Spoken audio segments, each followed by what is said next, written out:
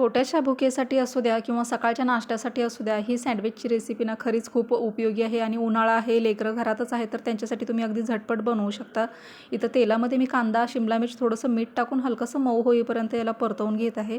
यामध्ये उकडलेला बटाटा टाकून घेत आहे. माझ्याकडे पनीर पण होतं, तर पनीर पण हातानेच क्रम्बल करून टाकले. जेही काही मसाले, हळद, लाल तिखट, धने पावडर, मीठ टाकून छान हे सगळं मिश्रण मिक्स करून घेते मी. इथं जर का बटाटे तुम्ही फ्रीजमध्ये उकडून ठेवलेले असतील ना, मग तर अगदी झटपट बनवून तयार होणार आहे तुमचं. वरून कोथिंबीर टाकून ते मिश्रण एकजीव करून थंड करण्यासाठी ठेवून दिले.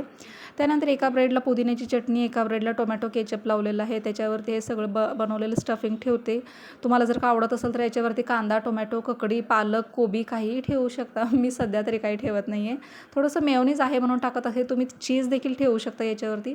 माझ्याकडे सध्या तरी बटर नव्हतं म्हणून सरळ तूप टाकून मी याला मस्त असं क्रिस्पी कुरकुरीत फ्राय नाही, भाजून घेतलेलं आहे. तयार आहे आपलं इथं झटपट बनणारं ब्रेड